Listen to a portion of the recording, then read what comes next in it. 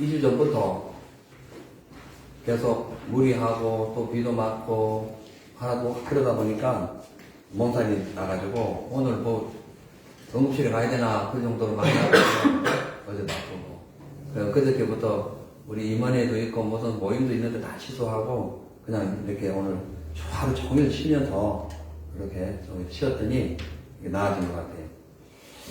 오늘 본문 말씀은 그 마태복음 강의 56회째인데요. 이 이혼의 부당함과 하나님의 마음 그런 이 제목을 정해봤어요. 상당히 참 이 본문은 진짜 무거운 본문입니다. 이 설교를 해야 되나 다른 주제로 넘어가야 되나 고민을 많이 했어요. 그러다가 이제 강의 설교니까 좋든 나쁘든 넘어가야 되잖아요. 그래서 오늘 기도하는 가운데 이혼의 부당함과 하나님의 마음 그런 제목을 가지고 우리 인생의 이혼이 그다지 좋지 않다. 하나님 마음은 아니다. 그걸 전제로 해서 말씀을 전하고자 합니다. 오늘부터 마태복음 19장 강의가 시작되는데요. 마태복음 19장은 총 4가지 주제로 나눌 수 있습니다. 1절과 12절은 이혼에 대해서 나오고요. 13절에서 15절은 어린아이 같은 믿음에 대해서 나옵니다. 그리고 16절에서 26절은 부자 청년과 하나님의 나라 관계, 그리고 27절에서 31절은 그 부자가 천국 못 들어간다는 그 말씀을 듣고 제자들이 우리를 어떻게 합니까? 우리 재산 다 버리고 주님을 쫓았는데 그 말씀을 합니다. 그래서 제자들의 그 질문에 대해서 예수님께서는 하늘의 영원한 상급이 될 것이다. 그렇게 말씀하시면서 다만 먼저 된 자가 늦게 되고 늦게 된 자가 먼저 될 수 있으니까 항상 깨어 있어라. 그런 말씀으로 마무리를 하게 됩니다. 근데 이제 오늘 이 본문의 주제는 예수님의 공생의 후반에 해당하는 아주 중요한 전환점을 맞이하는 그런 대목이라고 볼 수 있습니다. 예수님께서 그동안 이 갈릴리 사역을 이제 복음 사역을 마무리하신 후에 이제 십자가 사역을 위해서 예루살렘으로 이동하실 때에 바리새인들이 이 이혼 문제로 주님을 시험하는 장면입니다. 오늘날에는 각자 능력으로 살다 보니까 뭐 결혼도 쉽게 하고 이혼도 쉽게 하고 이혼도 별 흉이 안 되는 그런 시대가 되었어요. 그래서 특별하게 이혼했다고 큰 문제가 되고 그러지는 않아요. 너무나 시대가 그렇게 좀 이렇게 이상하게 됐어요. 근데 예수님 당시에는요, 이혼은 여자들은 할 수 없고 남자들만 이혼을 통보할 수 있었어요. 그래서 남자들에 의해 가지고 일반적으로 여인들이 쫓겨나는 것이 이혼이었기 때문에 이 이혼당한 여성들에게는 이게 생계와 직결된 아주 중요한 그런 논쟁의 대상이 이혼이었습니다. 근데 이제 그 이혼에 대해서 오늘 이 예수님께서 다루고 있는 것은 이혼 자체가 절대적으로 불가능하다. 그걸 전제로 하되 어쩔 수 없는 경우는 이혼을 해도 된다. 그러나 이혼하지 않도록 살아라. 그런 내용이라고 볼 수가 있습니다. 그래서 오늘은 예수님 시대나 지금이나 사랑으로 시작한 이 행복한 결혼 생활이 왜 이혼이라는 이 비극적인 상태를 남기게 되고 있는지, 또 이 결혼과 이혼이 하나님의 나라의 구원과 어떤 관계가 있는지, 주님은 어떤 방식으로 말씀하고 계신지 알아보도록 하겠습니다. 첫째로 이혼은 이 권위적이며 탐욕적인 그 죄의 결과로 발생하지만 하나님은 이혼을 허용하지 않으시고 행복한 결혼을 원하신다고 말씀하죠. 일단 1절 2절부터 봅니다. 이 배경을 설명해 드릴게요. 예수께서 이 말씀을 마치시고 갈릴리에서 떠나 요단강 건너 유대 지경에 이르시니 그 무리가 쫓거늘 예수께서 거기서 저희 병을 고치시더라 이렇게 말씀합니다. 오늘 예수님께서 이 말씀을 마치셨는데 이 말씀을 마치신 데가 무슨 말씀 마치셨냐면은 이제 마태복음 18장에 있는 그 1만 달란트 빚진 자를 용서해주는 그런 내용이에요. 하늘나라는 용서하는 나라다. 그런 것을 가르친 그 사건 이후로 예수님께서 이 갈릴리를 떠나가지고 이제 요단강 건너 유대 땅으로 해서 이제 예루살렘으로 본격적인 십자가 사역을 이제 알리고 계시는 거예요. 자, 근데 그 당시에 예수님께서 그러니까 갈릴리를 떠나가지고 예루살렘으로 가시는 길이 두 종류의 길이 있습니다. 하나는 갈릴리에서 바로 사마리아 땅으로 해가지고 예루살렘으로 올라가는 길이 있었고, 또 하나는 요단강 건너서 베레아를 지나가지고 이렇게 예루살렘으로 가는 그 길이 있었어요. 근데 그 사마리아를 통해 가지고 가는 길은 상당히 질러가는 지름길이었어요. 대신에 그 유대인들이 매우 싫어하는 길이었습니다. 왜냐하면 사마리아인들을 유대인들은 강아지 취급을 했던 상황이었어요. 대신에 요단강 건너가지고 베레아 지역으로 가는 길은 상당히 멀었지만은 그런 유대인들이 선호하는 길이었어요. 그래서 예수님께서 어떤 영문인지 이제 사마리아를 통해 가지고 뭐 사마리아를 가신 길도 있어요. 근데 오늘 이제 본격적으로 예루살렘 올라가는 그 길에 있어서는 예수님께서 사마리아 길이 아니라 베레아 길로 이제 이동을 하시게 됩니다. 근데 왜 그렇게 이동하셨냐는 거예요.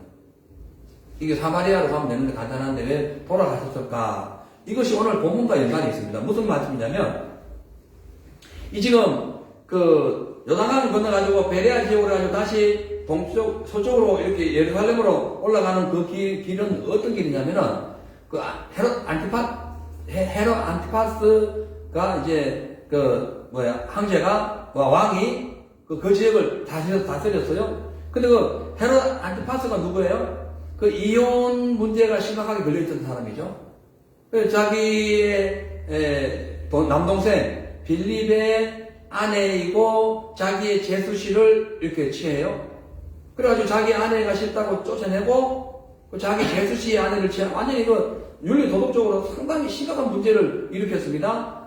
그래가지고 그것을 음란하다고 책망했던 누구예요? 사도 요한을 세례 요한을 나중에 그 헤롯 왕 때에 생일 때에 목 쳐가지고 이제 죽이게 되죠.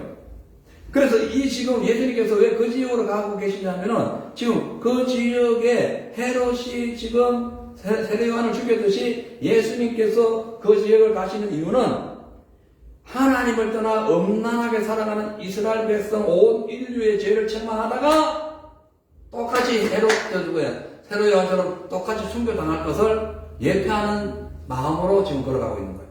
다 의미가 있습니다. 하나님은 가시는 길이 다 의미가 있어요. 아무데나 가시지 않죠.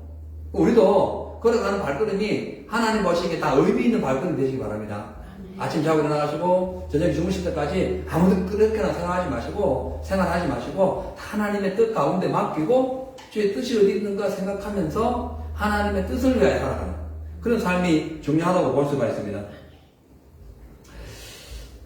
그래서 이제 이 말씀 보면은 예수님께서 십자가를 향해 가시는 그 발걸음, 그 길목에 바로 누구예요? 음란한 사건, 이혼 사건이 있었기 때문에 오늘 뒤에 이어지는 내용을 보면은 이제 이혼 문제가 불거지게 되는데요. 아무튼 예수님께서 십자가를 향해 가는 그 길목 가운데서도 수많은 무리들을 고쳐줍니다. 그것은 뭐냐면 이 예수님의 그 치료 방식은 단순한 의료 행위를 떠나서 죄인의 아픔을 고치시고 치유하시는 하나님의 사랑은 결코 멈추지 않는다라는 것을 보여주죠. 여러분 우리가 뭐 내일 죽든 모레 죽든 언제 죽을지 모르지만은 예수의 마음으로 항상 많은 사람들을 사랑하고 품고 또 문제가 있으면 마음이든 육신이든 병이 있으면 함께 기도하고 치유하고 회복시켜주는 그 역할을 해야 됩니다. 언제 죽을지 모르지만 예수님 죽으러 가시는 그 길에도 그런 일을 하셨지 않습니까? 자, 우리 그런 삶을 살아가야 된다고 성경 말씀하고 있죠. 이제 그러면 본격적으로 이혼에 대한 인간의 관점과 하나님의 관점에 대해서 집중적으로 알아보겠습니다. 이제 3절부터 봅니다. 바리새인들이 예수께 나와 그를 시험하여 가로되 사람이 아무 연고를 물어하고 그 아내를 내어 버리는 것이 옳으니까 이렇게 말씀합니다. 그러니까 지금 많은 병자를 고치는 상황 속에서도 이 바리새인들이 예수님께 와가지고 이제 이혼에 대해서 질문하는데 그 이혼에서 질문하는 그 내용이 그냥 질문하는 것이 아니라 나와 그를 시험하여 가로되 시험하여. 지금 예수님께서 어디에요? 헤롯 안티파스가 다스리고 있는 베레아 지역으로 가는 그때에 수많은 환자들이 모여왔고 그 환자를 고쳤으면은 이 바리새인들이 막 감동을 받고 막 예수님을 따라가야 될 텐데 그걸 보면서도 이들은 얼마나 마음고한지 딱 거기서 예수님을 공격할 것만 지금 찾고 있는 거예요. 이게 이 죄진 인간의 완악한 마음이라고 볼 수가 있는 거죠. 근데 여기서 이들이 지금 예수님을 시험에 빠뜨린 것이 몇 가지냐 하면은 두 가지 관점에서 빠뜨립니다. 하나는 정치적인 것이고요. 하나는 종교적인 것이고요. 정치적인 것이 뭐예요? 방금 얘기했듯이 헤롯 안티파스를 책망했던 헤롯이 죽었잖아요. 왜? 음란하다고. 너 그렇게 이혼해가지고 함부로 결혼하면 안 된다고. 너가 너의 남동생의 아내를 취하면 안 된다고. 네 아내가 보기 싫다고. 그렇게 결혼하면 안 된다고. 책망하다고 죽었잖아요. 그러니까 지금 예수님께 질문합니다. 이혼하는 것이 맞습니까? 아무 연고를 물어나고 아내를 버리는 것이 맞습니까? 했을 때 예수님이 버려도 된다. 버리면 안 된다에 따라가지고 심각해지는 거예요. 버려도 된다. 이러면 율법에 어긋나는 거예요. 버리지 마라.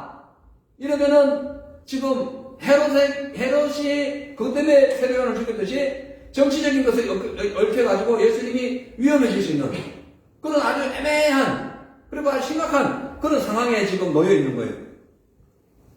그래서 이 지금 예수님께서는 그 바리새인들의 말을 듣고 난감한 질문을 이제 들었죠. 그러고 난 뒤에 예수님은 지금 이혼이 좋고 나쁘고 이걸 떠나가지고 애당초 창세기로 넘어가자. 태초에 하나님이 인간을 만들었을 때 그때 결혼 방식이 어땠는가 그것부터 올라가자. 그래가지고 뭐 헤롯이 옳습니까? 무슨 율법에 나오는 것이 맞으면 그걸 보다가 율법은 모세가 썼잖아요. 그 전에 아예 그냥 창세기로 올라가자.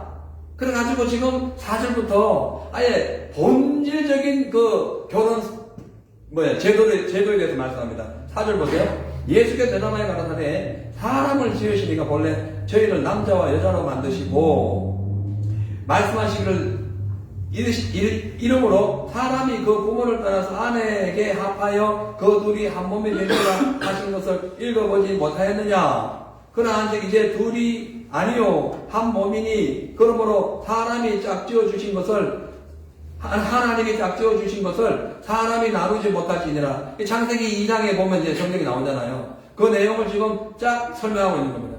여기서 보면은 예수께서 가라사대 가라사대 사람을 지으시니까 본래 저희를 남자와 여자로 만드시고 이 본래가 뭐냐면요. 창세기라는 뜻입니다. 창세기 가봐라 이게 창세기에 보면 이미 원래 창세기에 남자와 여자를 지으신 이유는 결혼이지 이혼이 아니다라고 아예 못을 받는 거예요.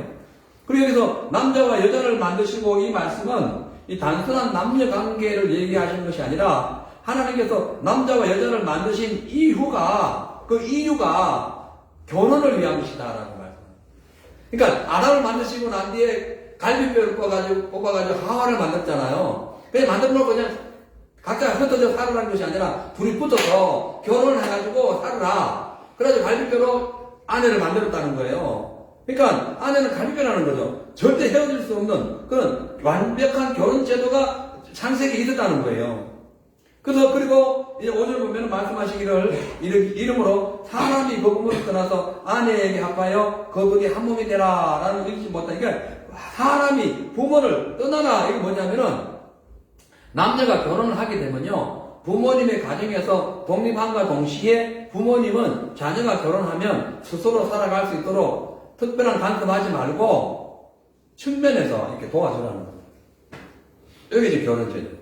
이게 왜 한국에 보면 주로 왜 많이 헤어지냐면은 연애 때도 그렇고 결혼해가지고도 처음부터 같이 시집 때문에 많이 헤어져요. 둘이 사는 거야, 둘이 마음에 들면 사는 거예요. 근데 이제 양한테 이쪽에 결혼해가지고도 명절 되면은 처갓집에 가서 시집에 간다. 그래가지고 하나도 싸우고 니 편 내 편하고 옛날 아주 해먹은 얘기까지 참 걸쳐놔가지고 싸움이 일어나는 거야. 그래가지고 나중에 명절날을 잘 갔는데 집에 돌아오면 이혼해버립니다. 많아요. 연애 때도 마찬가지고 둘은 좋은데 이게 뭐가 서로 간에 무슨 어르신들 사이에 무슨 문제가 생겨가지고 그냥 헤어지는 게 너무너무 많습니다. 이게 모든 문제가 아닌 거예요. 근데 성경은 뭐라 하냐? 그냥 부모를 떠나라. 아내에게 합하라. 그러니까 아내는 부모를 떠나가지고 남편에게 합하라는 뜻이에요. 이게 같이 중복적인 복합적인 말씀이라니까요.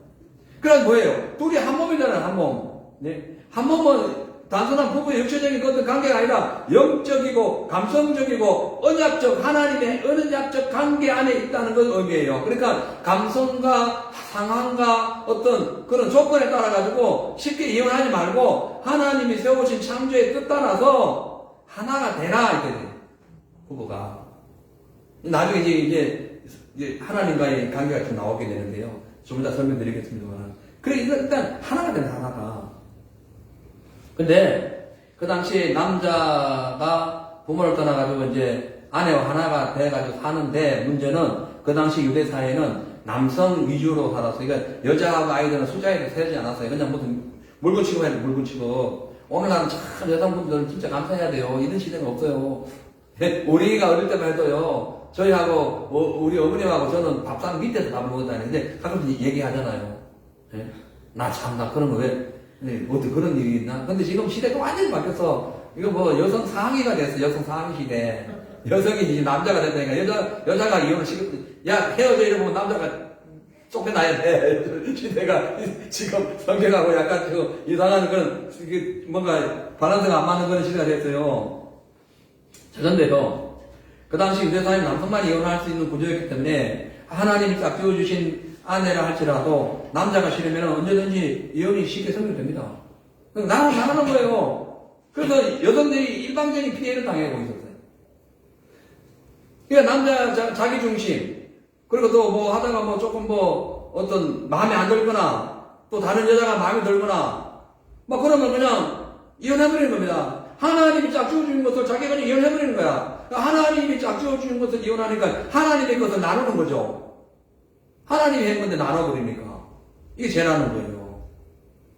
근데 이제 이 주님의 책망을 듣는 바리새인들이 그 얘기 들으면은 그럼 이혼하면 안 됐구나 이래가지고 이걸 해야 되는데 그렇게 듣지 않아요. 그 당시 바리새인들 사이에는 두 종파가 있었습니다. 좀 이따 설명드릴게요. 그게 심각한 문제가 있었어요. 이 바리새인들이 회개하기는커녕 주님의 말씀을 반박하기 위해 가지고 모세율법을 딱 들고 들대면서 더 적극적으로 진명하게 이혼의 정당성을 주장합니다. 그것이 실제로 나와요. 보세요.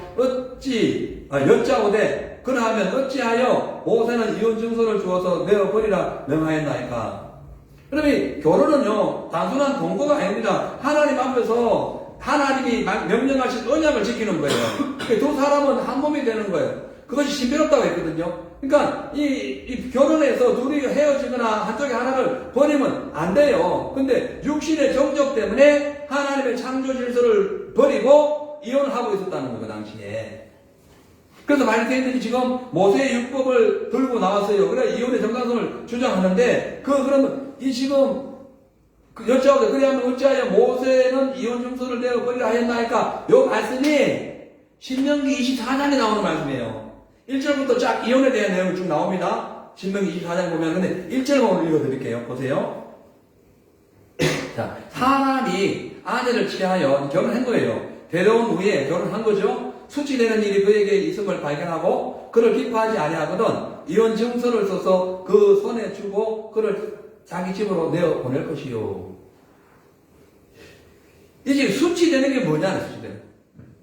수치되는 것에 대해서 여러 가지 해석이 있습니다.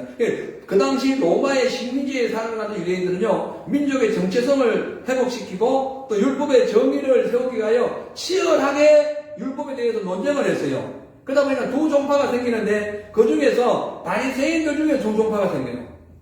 한 종파는 힐렐 학파고 한 종파는 샴마이 학파입니다. 바리새인 중에 두 학파가 있다니까요. 이혼에 대해서는 아주 첨예하게 서로 두 지파가 두 학파가 달라요. 이 힐렐과 샴마이는 동시대 인물입니다. 주전 1세기 말부터 주 1세기 초까지 활동했던 그 바벨론 출신의 유대인 학자들이에요. 그러니까 랍비죠. 그 중에 힐렐이라는 사람은 율법을 그냥 우리의 현실적인 삶의 해석을 해버렸어요. 그래가지고 뭐 인간의 편에서 해석한 거죠. 자비와 포용을 강조했어요. 그래가지고 아무리 율법이 있어도 그냥 요즘 자유시대인데 하나님 사랑인데 그래가지고 대중적 인기가 높았습니다. 즉 오늘날 보면 진보주의적 학자였어요. 그래가지고 그 중에 사도 바울의 스승인 가마리엘이 힐렐 학파의 제자였습니다. 성경의 역사에 의하면. 반면에 샴마이 학파가 있어요. 이 샴마이 학파는 동시대에 같은 학자인데 이 사람은 율법을 문자 그대로 해석했어요. 그래가지고 죄와 부정에 대해서는 엄격한 원칙을 정했고 예수 믿으면 하나님을 믿으면 유대인들은 아주 거룩함과 순결함을 가져야 된다. 그래서 세속과 타협하지 않고 철저히 율법을 지켜야 된다는 오늘날만 보수주의 학자였어요. 진보주의 학자와 보수주의 학자가 바리새인 중에 있었던 거예요. 바리새인 중에 그런 학과 분리가 같이 존재했다니까요. 그래가지고 힐렐 학파와 샴마이 학파는 특히 이혼이 있어가지고 신명기 24장에 대해서 아주 심중하게 서로 토론했습니다. 이게 뭐냐면은 이 수치되는 일이 뭐냐는 거지. 아까 다시 읽어봅니다. 보세요. 신명기 24장 1절에 넘어가서 사람이 아내를 취하여 데려온 후에 수치되는 일이 그에게 있음을 발견하고 그를 기뻐하지 아니하거든 이혼 정도를 써서 그 손에 두고 자기 집으로 내보내라 이거잖아요. 수치스러운 게 뭐냐는 거예요. 그러니 힐렐 학파는 수치스러운 것이 그냥 폭넓게 그냥 진보적으로 해석하니까 수치스러운 것은 그냥 남편이 마음에 안 들면 다 수치스러운 거야. 예를 들어가지고 아내가 음식을 하다가 태워버려서 그 마음에 안 들지. 그거 수치스러운 거지. 아내가 결혼했는데 못생겼네. 이게 수치스러운 거야. 이게 왜 안 되죠? 이스라엘은 밤에 결혼합니다. 밤에 결혼해요. 아침 잡을 나이 얼굴 안 나와. 야곱도 아침 잡을 가니까 라헬이 아니고 레아였던 거지. 그러는 거예요. 그러니까 아침 잡을 가니까 얼굴이 이상하기 내가 원하는 이상형이 아니야. 요즘처럼 연애해가지고 서로 사는 게 아니잖아요. 부모가 그냥 짝 지어주면 바로 그냥 결혼 들어가는 거예요. 한국도 옛날에 그랬어요. 우리 큰누님, 둘째 누님, 신랑 한 번도 얼굴도 못 보고 그날 그냥 합방해가지고 결혼했다니까요. 예? 이게 이제 옛날에, 요새는 다 바뀌었지만, 우리 시대만 그랬다니까요. 우리 시대만 해도. 자, 근데 얼굴 못생겨서 그러면 이게 수치스러운 거야. 그래가지고 그냥 버려. 아내가 머리 안 감아가지고 이가 좀 있네. 이거 수치스러운 거야. 치아 이빨을 안 닦아서 수치스럽고. 심지어 아내가 남편보다 목소리 크면 수치스러운 거야. 그래가지고 아내가 목소리 크면 이용감이야, 이용감. 그러면 오늘날 우리 다 이용당해야 돼. 여자분들이 목소리가 더 크니까. 그렇잖아요. 결혼할 때나, 아이고, 누구시, 아이고, 동남시, 동북지, 이러지. 결혼해봐. 그런 게 어디 있어. 남편을 강아지 잡듯이 잡아본다니까. 소리를 지르고 하는 이런 여성분들의 특징이요. 이거 다 수치스러운 거예요. 그거 이혼당합니다. 여러분, 오늘날 이혼당하는 사람 수두룩해. 근데 옛날에는 이혼당했고, 요새는 거꾸로 했다니까. 말 안 들으면 남편이 이혼당해요. 희한하시니까 됐다니까요. 그래가지고, 여러 가지, 아이 못 낳는 거, 그건 당연했어요. 그래서 남편이 아무튼 아내가 마음에 안 들면은 그냥 이혼 통보를 해가지고 내보내면 돼요. 이것이 힐렐 학파의 주장입니다. 발생 중에 그런 학파가 있으니까 남자들은 전부 다 힐렐을 사랑했대요. 왜냐면 힐렐이 최고니까. 이 사람 말대로 하자면은 누구나 이혼할 수 있는 거예요. 근데 아내들은 힐렐을 너무 싫어했어요. 왜냐면 이거를 너가 뭘 잘못했다고 이혼 당하냐는 거지. 반대로 샴마이 학파는요, 수치스러운 일에 대해 가지고 딱 가늠. 결혼한 여인이 남자와 함께 앉는 것도 수치스러운 거예요. 아주 보수적인 거죠. 그래가지고, 아내가 혹시 간음을 했거나, 아니면 남의 남자와 함께 어떤 자리에 함께 앉아 있어가지고, 그 아내가 단정하지 못한 것을 발견했을 때에 언제든지 이혼 증서를 써가지고 아내를 쫓을 수 있다고 한 것이 바로 샴마이 학파입니다. 두 학파가 있었어요. 샴마이 학파는 아주 인기가 떨어졌고요. 이 힐렐 학파는 남성들에게 대인기를 얻었던 거예요. 그래서 남편들은 대부분 그냥 이렇게 보고 마음에 안 들고 또 더 좋은 아내감이 있고 자기 조건이 더 좋으면 결혼해가지고도 언제든지 아내들을 그냥 막 쫓아냅니다. 예, 그런 시대가 그 당시에 예수님 시대에 있었다는 거예요. 자, 근데 예수님께서는 지금 힐렐 학파의 주장을 손들어주지 않고 보수적이었던 샴마이 학파의 입장을 지지합니다. 그 말씀이 8절이에요. 한번 보세요. 8절 9절에 예수께서 가라사대 모세가 너희 마음에 완악함을 인하여 아내 내어버림을 허락하였거니와 본래는 그렇지 아니하니라. 내가 너희에게 말하노니 누구든지 엄행한 용도 외에 아내를 내버리고 다른 데 장가드는 자는 가능함이니라. 누구 속편 손들어줬어요? 샴마이파요. 샴마이파. 보수적인 거. 예수님 그쪽으로 손을 들어주는 겁니다. 여기서 완악함이라는 것은 뭐냐면은 단순히 고집세다는 것이 아닙니다. 하나님이 원하는 것을 저버리고 그것도 회개하지 않고 끝까지 자기의 생각을 굳히고 방식 따라간다. 이것이 완고함이에요. 그러니까 성경의 원래 창세기에 올라가면은 그렇게 하면 안 되는데 이 지금 남자들은 힐렐 학파의 그 사상을 이어받아가지고 항상 자기 마음에 안 들면은 자기 욕심이 딱 차 있으면 어떻게 해요? 그냥 아내를 버려버리는 거예요. 그러면 대신에 버리는 조건으로 이혼 증서를 써주죠. 이혼 증서 게트랍니다. 게트가 뭐냐면은 오늘날 법정 이혼 서류와 똑같아요. 오늘날도 이혼 서류 도장 찍어야 효력이 나타납니다. 안 그러면은 이혼을 안 하고 다른데 중혼을 하게 되면요, 이 법에 걸려요. 한쪽이 이혼을 하고 뭐 재혼을 하든지 그렇게 해야 됩니다. 그 당시에 뭐 양피지, 그리고 뭐 파피루스, 가죽문서, 심지어 나무 껍데기 이런 데다가 아주 괜찮은 나무 껍데기 이런 데다가 이제 이혼 증서를 써줬어요. 근데 이 증서는요, 여러 개 그 당시에 뭐 계약서, 집계약서 뭐 이런 계약서뿐만 아니라 혼인문서, 상속문서 전부 다 그런 종이에다가 써줬는데, 그 당시에 이혼증을 발급하는 기관이 오늘날은 뭐 구청, 시청, 뭐 정부 기관이잖아요. 그 당시에는 이혼증을 발급하는 기관이 해당이었습니다. 해당. 뭔 일 있으면 남편이 나 마음에 안 들어요. 뭐 이도 안 닦고 아이고 오늘 아침에 웃는 게 너무 싫어요. 나 이혼할래요. 이래가지고 지금 해당에 가면 거기에 누가 이걸 발급해 주냐면은 그 당시에 발급해 준 사람이 율법학자, 랍비, 그리고 법정에서 장로 역할, 재판을 감당했던 그 장로 역할을 했던 사람들, 이런 사람들이 이혼 증서를 써줬어요. 그러니까 이혼을 할 수 있는 그 장소는 해당이었고, 써주는 사람은 랍비, 바리새인 이런 사람들이었어요. 그 중에서 이혼증을 가장 많이 써준 사람이 힐레라파예요. 바리새인 중에 힐레. 왜냐면 막 그냥 들어오니까 오늘 아침 작업을 일하더니 아내가 얼굴이 이상해요. 나 보기 싫어요. 이혼해주세요. 뭐 이러면 그냥 써주는 거예요. 이게 말이 안 되는 그 시대에 그런 법이 있었다니까요. 그래서 예수님께서는 이 샴마이 아빠의 손을 들어주세요. 음행한 용어에는 절대로 이혼해서는 안 된다. 그리고요, 그 당시 이혼 문서에 이렇게 써 있어요. 당신은 이제 내 마음에 안 드니까, 내가 싫어하니까 당신은 이제 내 아내가 아니요. 이제 당신은 나를 떠나서 자유롭게 다른 남자와 결혼할 수 있어. 그리고 이제부터 우리의 결혼 관계는 끝났습니다. 그리고 이제 그다음 양피에다가 써요.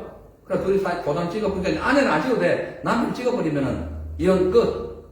오늘날 둘이 같이 찍어야 되잖아. 남편 찍으면 끝나는 거예요. 그냥 아내는 어떤 그런 인격적인 어떤 그런 대우를 못 받았기 때문에 그런 거거든요.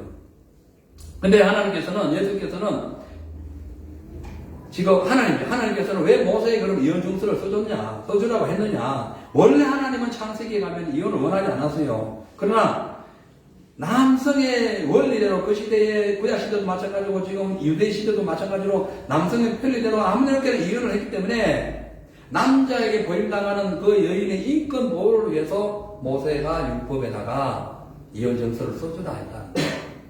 안 그러면 아무것도 없이 그냥 가면은 안 되거든요. 이거 결혼도 못하고 그 당시에는 먹고 살 일이 만만한 겁니다. 그래서 뭐예요? 이혼 증서가 뭐예요? 안전장치죠, 안전장치. 최소한 여인들에게 인권을 보장하는 안전장치가 뭐예요? 이혼 증서였다는 거죠. 그래서 다음 내용을 보면 예수님께서 음행한 용거 외에 다른 데 장가되는 자는 가능하다는 거예요. 음행, 이 포르네이아인데, 이 포르노는 오늘 영어로 포르노예요. 음행이에요. 성적 부정, 간음, 심각한 어떤 성적 배신, 이런 것이 음행이에요. 그래서 간음은 남녀 간의 신성한 결혼을 파괴하고 언약을 배반하는 행위이기 때문에 어떻게 했어요? 이 이혼의 조건에 부합하는 겁니다. 근데 하나님은 원래 이혼을 원하지 않았다니까요. 남편의 어떤 육신의 종료, 그것 때문에 이혼을 선택한 거예요. 하나님은 가정을 깨뜨리기 싫어했어요. 근데 그렇게 했더니 이혼을 안 하면 안 되잖아요.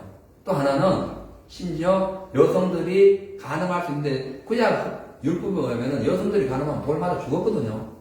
예? 그런데 착한 몇 사람들은 그냥 조용히 써줬다. 조용히 나가라 했다는 거예요. 아주 악한 남편 만나면 돌 맞아 죽었고, 착한 남편 만나면은 마리아의 남편 요셉처럼 조용히 끊어버리려고 이혼하려고 하는 것도 있었다는 거예요. 그럴 경우에 이혼 증서를 쓰자는 거죠. 왜냐? 그렇게 안 하고 계속 살게 되면은, 가늠한 그 상태를 보고 계속 살게 되면 어떻게 돼요? 이 가정에 폭력이 혹은 미움 혹은 억압, 이 여인들이 제대로 맞아 죽을 수 있어요. 그래서 더 큰 문제를 막기 위해서 모세율법에 이혼 증서를 써주라 했다. 그렇게 지금 말씀하고 있어요. 아무튼 예수님 시대와 달리 오늘 시대는 이 자기 중심, 자기 자존심 이런 걸로 인해 가지고 쉽게 헤어지는 문화가 되었어요. 근데 다시 구약으로 우리 성경으로 들어가면은 이 인스턴트식 결혼 이혼 이런 것은 성경이 원하지 않습니다. 왜냐하면 부부는 한 몸이기 때문에 그래요. 다만 남편이 폭력이 심하고 주벽이 있고 그 다음에 뭐라 합니까? 그 도박에 빠져 있고 그리고 범죄 경력이 너무 많아가지고 뭐 여러 가지 아내를 너무 무자비하게 뺀다거나 요거는 이혼 사유가 됩니다. 또 아내 측에서 간음을 계속하고 결혼했음에도 자꾸 옛날 애인을 만나고 요즘 때 그렇잖아요. 그런 거는 이혼 사유가 돼요. 그 문제가 없어요. 이혼 자체가 제일 큰 건 아니라니까요.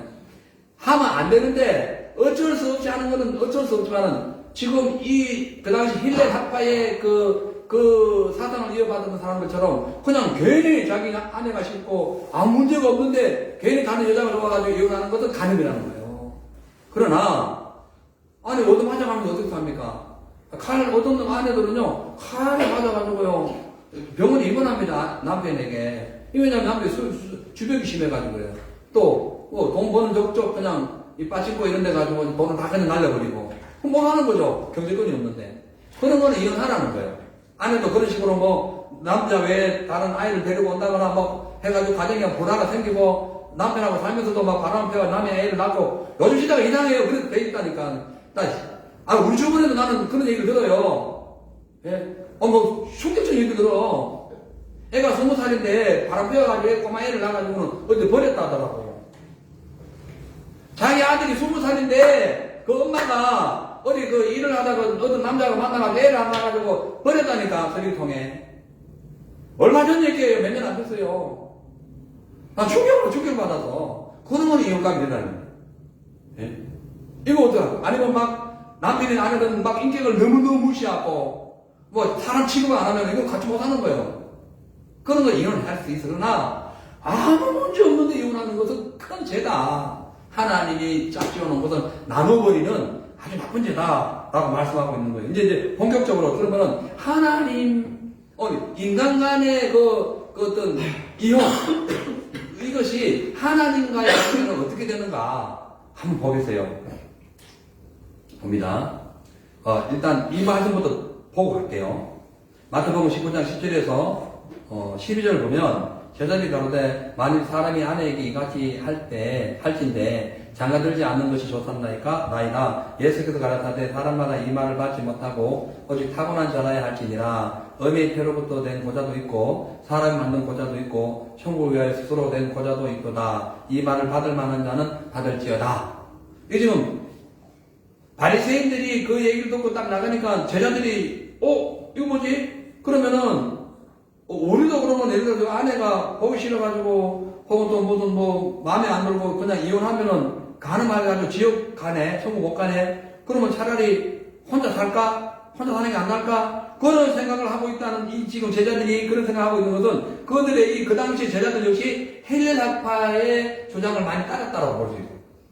그럼 뭐 내 마음대로 결혼도 못하고 결혼했는데 마음에 안 들면 좀 바꿀 수 있는데 뭐 마음에 안 들고 바꾸면은 가늠한 걸 왜 바꾸면은 그러면은 가늠했다면 지옥 가는 건가? 그럼 차라리 결혼 안 할래? 이 제자들이 그 얘기하고 있다니까요. 이 제자들 웃긴 사람들이야.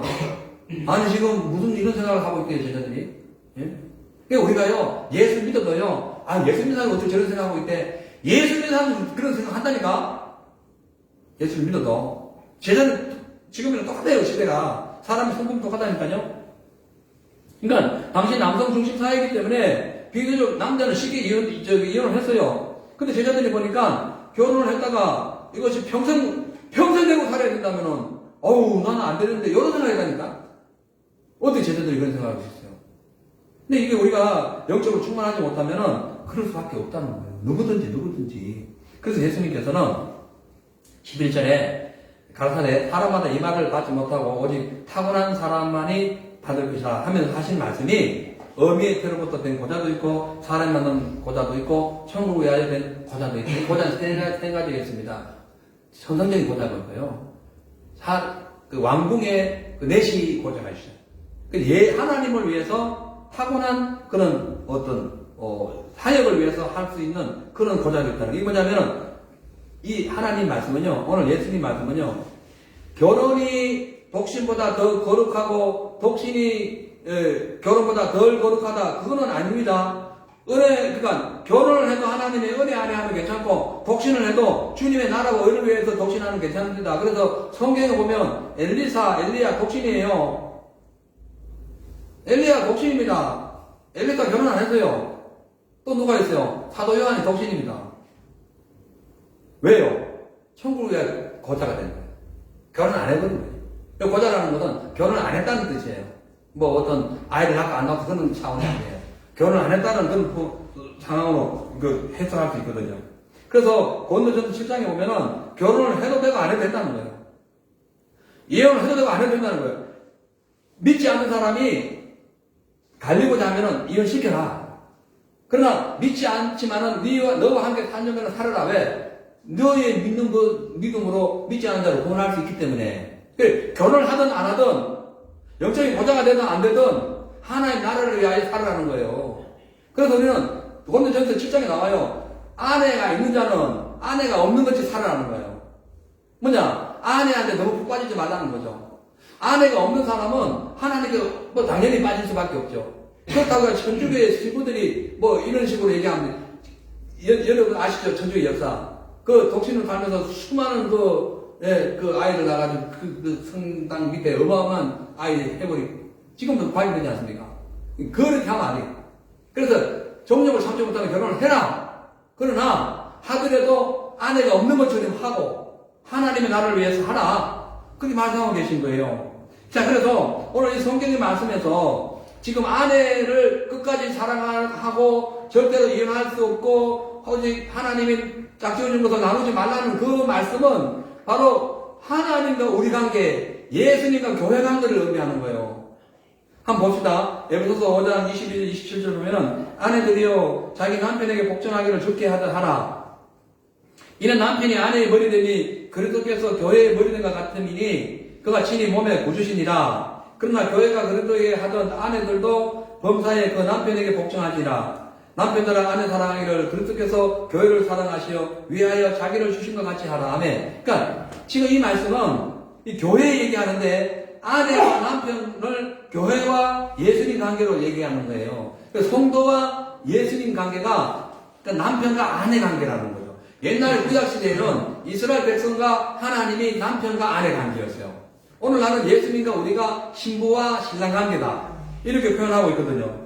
그래서 성경에서 하나님은 언약을 맺으시고 끝까지 이스라엘 백성들을 사랑하셔서 이 이스라엘 이스라엘 민족의 남편으로 등장하는데 문제는 이스라엘 백성들이 하나님께서 애굽에 종살이 하는 걸 꺼내가지고 가나안 땅에 딱 해가지고 그 가나안 땅에 영적인 결혼시켜가지고 결혼해가지고 하나님만을 딱 섬기고 하나님만을 바라보고 하나님만을 사랑하게 만드는 그것이 결혼이거든요. 그걸 했는데 이스라엘 백성들이 가나안 땅에 가가지고 나를 세우고 하나님과 결혼했어요. 영적으로. 그러니까 하나님 나라 안에 살아. 그럼에도 불구하고 온통 바알신, 아스라신, 우상숭배, 세상물질 이런 데 그냥 완전히 푹 빠져가지고 하나님을 배반하고 어디로 가세요? 간음을 해보는 거예요. 세상으로. 맞죠? 간음한 거예요. 그래가지고 인간 시대에 그 당시에 간음하면은 아내가 배신하고 이러면 끝장을 냈어요. 근데 하나님은 간음한 백성들을 이혼 증서를 안 써줘요. 끝까지 사랑해. 이혼 증서만 써줘도 감사하지. 그거 갖고 가면 재혼을 할 수 있으니까. 근데 이혼 증서를 안 써줬다는 것은, 이혼 증서를 안 써줬다는 것은 끝까지 사랑해가지고 다시 받아들이겠다는 거예요. 그 말씀이 이사야서 50장 1절에 나옵니다. 나 여호와 이같이 이르노라. 내가 너희 의미를 내어보낸 이혼 증서가 어디 있느냐? 내가 어느 제주에게 너희를 팔았느냐? 오직 너희는 너희의 죄로 인하여 팔렸고 너희 의미는 너희의 허물을 인하여 내어보냄을 받았다. 아멘. 자, 보세요. 이 말씀 무슨 말씀이냐면은 북이스라엘이 왜 아수르에게 붙잡혀 갔느냐? 남유다가 왜 바벨론에게 붙잡혀 갔느냐? 나는 그렇게 허락한 적이 없어. 너희들이 그냥 간음했을 뿐이야. 그러나 나는 너희들에게 이혼 증서를 써가지고 보낸 적 없어. 나는 한 번도 너희들에게 이혼한 적 없어. 너희가 바벨론에 붙잡혀가고 아수르에 간음해가지고 붙잡혀가서도 나는 끝까지 너를 기다릴 거야. 그래서 그 시대에 이사야 동시대의 인물이 호세아예요. 그 호세아에게 그건 북이스라엘 선지자입니다. 이사야는 남유다 선지자예요. 그 유다에 대해서 얘기하고, 그 호세아는 북이스라엘에 대해서 얘기해요. 같은 시대 인물이랄까요? 그리고 호세아에서 보면은 뭐를 해요? 호세아가 고멜이 얼마나 음란합니까? 이거를 결혼해가지고 붙잡아놓으면 또 저가 애 낳고 오고, 또 데리고 오면 또 저가 애 낳고, 나중에 막 재단 팔아가지고 또 사오면 또 나가지고 또 바람 피워서 애 낳고 오고, 이게 고멜이었어요. 이게 가늠한 자야. 이게 음란한 자야. 이것이 오늘날 우리라는 거예요. 왜 오늘날 우리라냐면은, 야고보서 4장 4절을 보면 정확히 답이 나와요. 가늠하는 자들이요, 세상과 벗된 것이 하나님의 원수됨을 알지 못하느뇨. 그런즉 누구든지 세상과 벗이 되고자 하는 자는 스스로 하나님과 원수가 되느니라. 가늠하는 이 여자는 그 당시 교회를 얘기합니다. 오늘날 우리 모든 예수 믿는 사람이에요. 뭐래요? 가늠이 뭐예요? 세상과 벗된 것이지.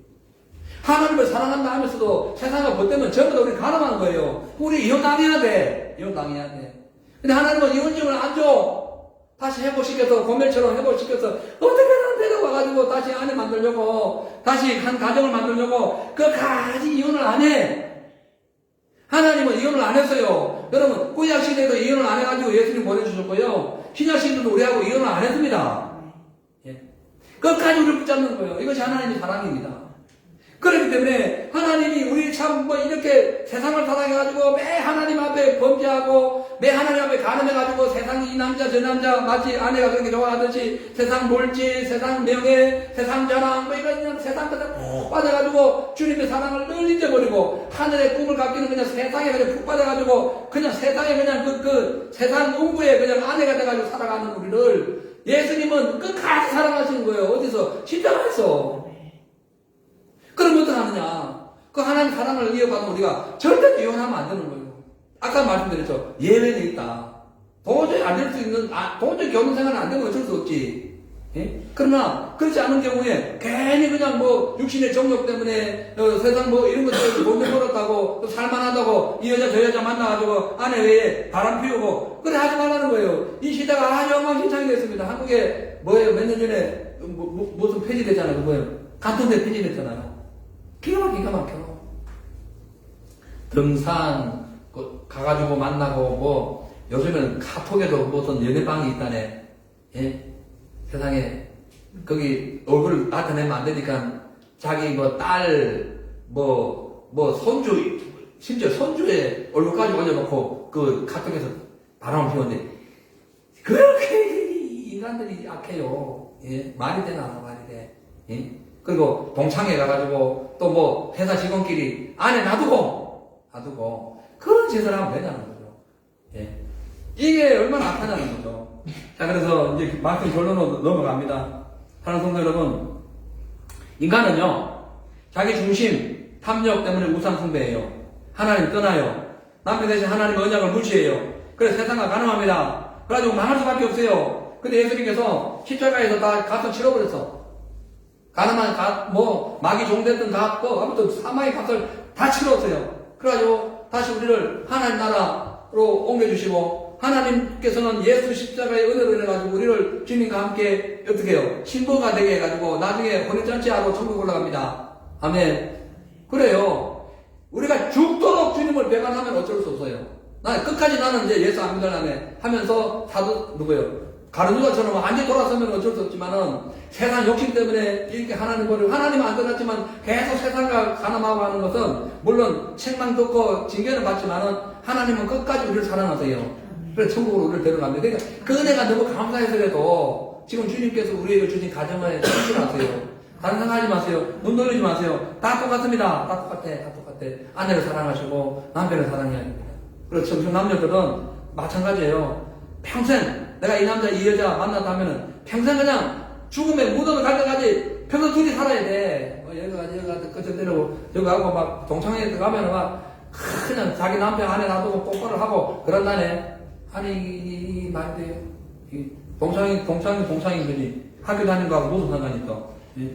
둘이 한 몸이 되라는 것은요, 부부가 단순한 육체적 결합을 떠나가지고 사랑, 신뢰, 헌신, 언약 요 네 가지가 함께 붙어 있어가는 거예요. 육체만 그냥 부부가 되는 게 아니라니까. 신뢰해야 돼, 사랑해야 돼, 헌신해야 돼. 하나님의 언약이 들어가야 된다니까. 창조의 언약, 둘이 하나가 되라. 아멘. 여기 창조의 언약이에요. 그래서 또 이 주제가 무겁지만 우리 예수님과 이렇게 연결하고 하나님과 연결하면 우리가 과연 가능하지 않은가 그 생각을 한번 하고 이 시대부터 지금부터라도 서로 보이는 남편 안에 지극히 사랑하시고 안 보이지만 우리를 영원히 사랑하시는 영원한 남편 예수 그리스도를 날마다 사랑하시고 다른 세상 사랑하지 말고 세상 음력 풀지 말고 주님의 나라만 의지하고 예수께만 나아가는 저와 여러분 되시기를 주의 이름으로 축원합니다. 아멘. 우리 찬양 부르시고 기도하도록 하겠어요. 하나님 한 번 더 나를 이 찬양 부르시고 찬양합니다.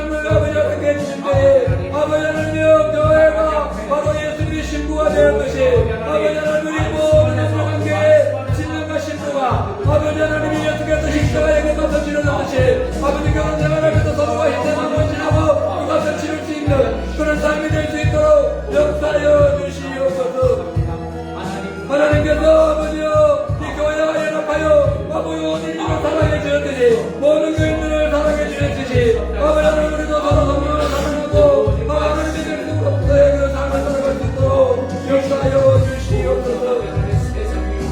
아버지 하나님 감사합니다. 오대사에서 여성이 매우 약한 그런 아버지 어려운 위기를 미치기 때문에 그런 아버지 남편이 아들을 내쫓으며 어디 갈 데도 없고 정말 아버지 심각한 그런 상황이 있어서 어려운 그런 문제가 있었지만 그 아버지 하나님이여 그래도 아버지여도 여러 가지 하나님의 은혜 가운데 믿음으로 살게 해주시고 그 아버지여 그래도 예수의 말씀으로 다시 이혼의 여러 가지 문제점을 발견하게 하여 그 당시에 그 유대인들의 마음에 그런 문제점을 해결해 주시고 그 아버지여 그 이혼의 문제를 해결해 주셔서 주님 말씀을 오늘 우리의 그 아버지 땅에서 그대로 나아갈 수 있도록 도와주옵소서. 내 중심에 과연 아버지 하나님이 있는가 없는가, 내 중심에 가족이 있는가 없는가, 내 중심에 남편과 아내가 있는가 없는가, 우리 자신을 스스로 돌아보며 아버지 가정을 여호수아처럼 가정을 잘 섬기며 아버지만 섬기는 그런 가정, 부부가 서로 행복하며 자녀들이 서로 함께 사랑을 나누며 아버지 하나님의 나라의 아버지 꽃이 되고 아버지여 하나가 될 수 있는 그런 가정이 되게 하여 주옵소서. 특별히 아버지 하나님의 우리 가운데 이스라엘 동안 감기 봉사를 하고 있는 아픔을 당하고 있는 성도들의 아버지여 모든 일들을 치료하여 주시고 아버지 어떠한 나라에서 그 아버지 하나님의 말씀으로 충만한 그런 삶이 될 수 있도록 아버지여 역사여 주시옵소서. 오 성령이여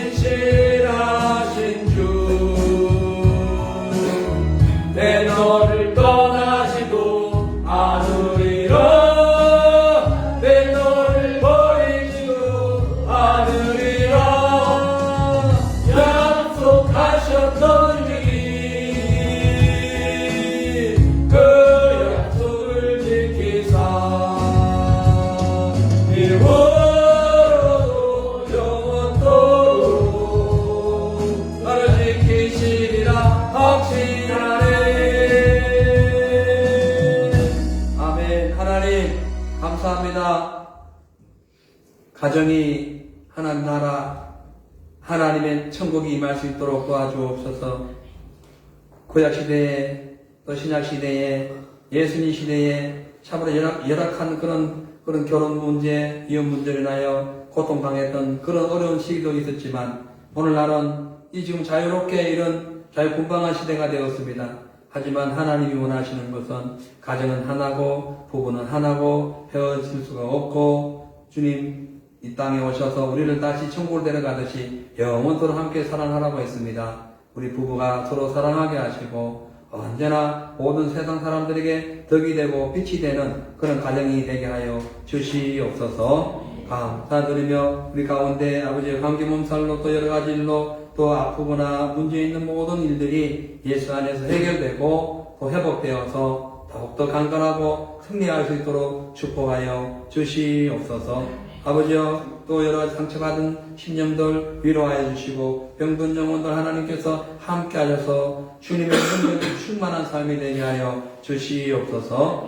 감사드리며 예수님의 이름으로 축복하며 기도하옵나이다. 아멘. 주기도문을 마칩니다. 하늘에 계신 우리 아버지여 이름이 거룩히 여김을 받으시며 나라의 임하옵시며 뜻이 하늘에서 이루어진 것 같이 땅에서도 이루어지리다. 오늘날 우리에게 일용할 양식을 주옵시고 우리가 우리에게 죄 지은 자를 사하여 준 것 같이 우리 죄를 사하여 주옵시고 우리를 시험에 들게 마옵시며 다만 악에서 구하옵소서. 대개 나라와 권세와 영광이 아버지께 영원히 있사옵나이다. 아멘. 주님